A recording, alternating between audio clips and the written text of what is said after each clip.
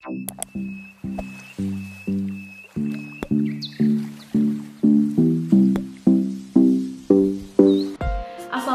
warahmatullahi wabarakatuh. Thank you very much for coming in my video and welcome back to my channel. Dalam video kali ini kita akan membahas tentang pemahaman konsep perekonomian yang terdiri hanya dari 3 sektor, rumah tangga, perusahaan, dan pemerintah. Oke, pada pertemuan sebelumnya kita membahas tentang pemahaman konsep perekonomian yang terdiri hanya dari 2 sektor.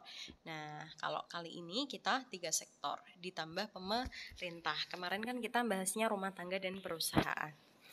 Oke, jadi aliran perekonomian 3 sektor. Nah, di sini ada sektor rumah tangga, personal sektor, kemudian sektor swasta atau perusahaan, bisnis sektor, dan sektor pemerintah atau government sektor. Nah, ini ada sirkulasi aliran perekonomian 3 sektor. Nah, di sini terlihat ada pemerintah, ya, kemudian ada perusahaan, ada rumah tangga, ada penanam modal, lembaga keuangan. Nah, efek pajak terhadap konsumen dan tabungan. Jadi dalam perekonomian tertutup yang menggunakan kebijaksanaan perpajakan dengan sistem pajak sederhana, yaitu sistem yang memberlakukan penetapan pajak tidak ditentukan oleh salah satu atau beberapa variabel yang dianalisis. Nah, dengan diberlakukannya kebijaksanaan fiskal, sudah tentu pendapatan masyarakat atau rumah tangga akan berkurang. Nah, dengan kata lain apa? Untuk kebutuhan konsumsi dan tabungan rumah tangga tidak lagi ditentukan secara langsung oleh tinggi rendahnya pendapatan nasional sebagai pendapatan. Nah, akan tetapi ditentukan oleh besarnya pendapatan yang tersedia untuk dibelanjakan. Nah, pendapatan yang tersedia untuk dibelanjakan adalah hasil pengurangan pendapatan nasional dari rumah tangga dengan pajak atau yang disebut dengan disposable income. YD ya, kemarin istilah ini sudah ada di pertemuan sebelumnya. Nah, efek pajak terhadap konsumen dan tabungan, di sini YD-nya pendapatan disposable sama dengan Y min T, Y-nya pendapatan nasional dan T-nya adalah pajak ya, tax pajak. Nah, dari rumus di atas maka pajak yang dipungut akan mengurangi pendapatan disposable sebesar pajak yang dipungut. Dengan penurunan pendapatan disposable akan mengurangi pengeluaran konsumsi dan tabungan rumah tangga pada berbagai tingkat pendapatan. Kemudian pengeluaran pemerintah. Nah, di sini ada beberapa pengeluaran pemerintah. Yang pertama membayar gaji kepada pegawai pemerintah, kemudian yang kedua membiayai sistem pendidikan dan kesehatan masyarakat. Nah, ini mohon maaf ya, salah. Ini harusnya ada 4 ya. Nah, ini yang ketiga yaitu membiayai pengeluaran militer, dan yang keempat yaitu membiayai berbagai jenis infrastruktur kritis.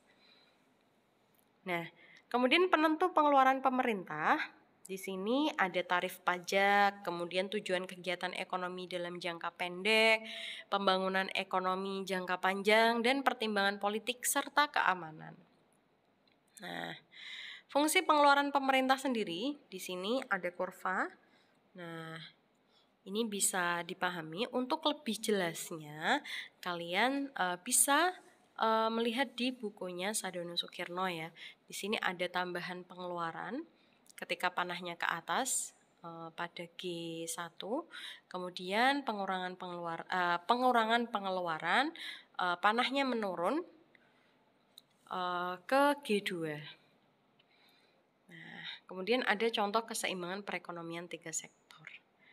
Nah, di sini di mana letak keseimbangan itu. Nah, ini ada di Y-nya 1200, nah T-nya teksnya ini 240, kemudian C-nya 810, S-nya itu 150, I-nya 150, G-nya 240, dan AE sama dengan C plus I plus G.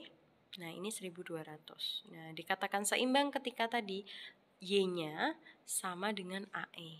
Nah,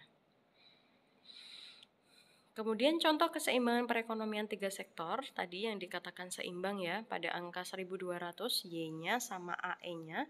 Nah, dapat dilihat bahwa keseimbangan ada di 1200 di mana AE sama dengan Y. Nah, dalam keseimbangan ini, keinginan perusahaan untuk memproduksi barang dan jasa adalah sama dengan pembelanjaan yang akan dilakukan dalam ekonomi, yakni rumah tangga, kemudian para penanam modal dan pemerintah. Nah, ini ada beberapa masalah ekonomi makro. Yang pertama, naik turun tingkat kegiatan ekonomi dari waktu ke waktu. Jadi kadang tuh nggak stabil ya kegiatan ekonomi. Nah, kemudian yang kedua, selalu mengalami pertumbuhan yang tidak memuaskan. Ini sering sekali. Nah, yang ketiga, menghadapi masalah inflasi.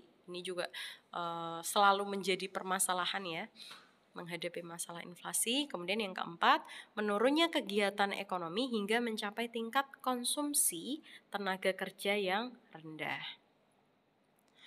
Nah, kemudian ada bentuk kebijakan fiskal diskresioner. Di sini yang pertama membuat perubahan-perubahan ke atas pengeluarannya dan membuat perubahan-perubahan ke atas pajak dipungutkan. Nah, jadi pada hakikatnya kebijakan fiskal diskresioner dapat dibedakan ke dalam 3 bentuk. Yang pertama, membuat perubahan ke atas pengeluaran pemerintah. Yang kedua, membuat perubahan ke atas sistem pemungutan pajak.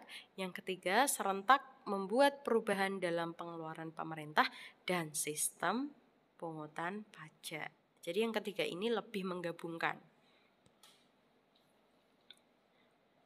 Baik, demikian penjelasannya.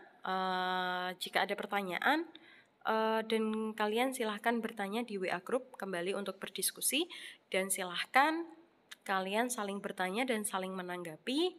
Nanti jika ada pertanyaan yang tidak bisa terjawab atau ada jawaban yang kurang benar, nanti akan saya bantu menjawab dan akan saya luruskan jawabannya. Gitu. Terima kasih karena kalian sudah nonton sampai akhir, dan jika kalian suka, jangan lupa like, comment, dan subscribe. Oke, Assalamualaikum warahmatullahi wabarakatuh.